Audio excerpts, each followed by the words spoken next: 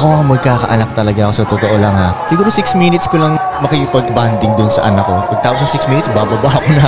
Tapos mag-work na ako ulit. Hindi ako titimpla ng mga gatas niya. Hindi ko trabaho yun eh. Para sa akin tol, kunyari napagtimpla ako ng gatas, nag-fail yung nanay niya. Parang ganun sa akin yun eh. What? May point. Napagtimpla mo, hindi ko trabaho to ah. Trabaho ko, secure yung future niyo eh. Pagtitimplahin mo ako ng gatas dito. Iisipin ng iba, sabihin nila sa akin, sama mo naman tatay. Para sa akin nga tol, bilang tatay tol, nag-waste ka nga ng time pa nagtitimpla ka ng gatas. Imbis na nandudun ka, gumagawa ka ng pera doon para ma-secure yung pamilya mo, nagtitimpla ka ng gatas. Isipin mo tol, may empire ka, tas ang gagawin mo yung trabaho ng babae mo. Anong tingin mo nila ngayon sa leader mo? Halimbawa nakakita ka ng hari, si Genghis Khan, makita mo, 200 anak niya pinagtitimpla niya ng gatas araw-araw, tas hinihili niya pa. Hindi pwede yun. Ang trabaho ni Genghis Khan naman conquer eh. Babae, anak ko, diba? Tali-tali ko yung buhok niya. Hindi ko trabaho to eh. Ako ang magkakaanak talaga ako sa totoo lang ha. Siguro 6 minutes ko lang makikipag-bonding dun sa anak ko. Pagtapos ng 6 minutes, bababa ako na. Tapos mag-work na ako ulit. Hindi ako titimpla ng mga gatas niya. Hindi ko trabaho yun eh. Para sa akin tol, kunyari napagtimpla ako ng gatas, nag-fail yung nanay niya.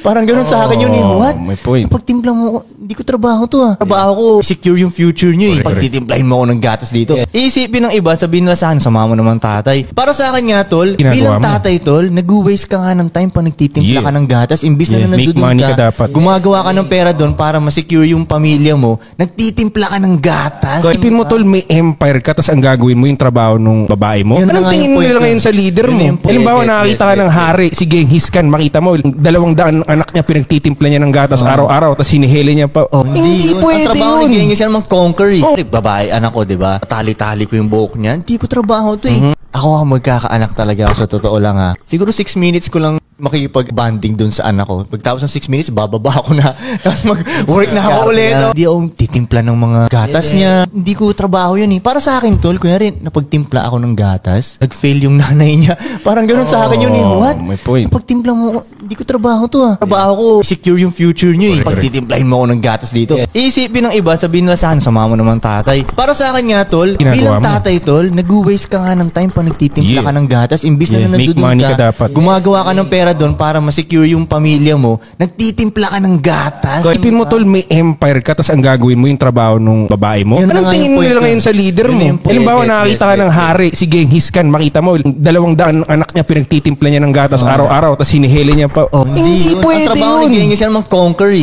Babae, anak ko, diba? Tali-tali ko yung buhok niya. Hindi ko trabaho to eh. Ako ang magkakaanak talaga ako sa totoo lang ha. Siguro 6 minutes ko lang makikipag-bonding dun sa anak ko. Pagtapos ng 6 minutes, bababa ako na. Tapos mag-work na ako ulit. Hindi ako titimpla ng mga gatas niya. Hindi ko trabaho yun eh. Para sa akin tol, kunyari napagtimpla ako ng gatas, nag-fail yung nanay niya.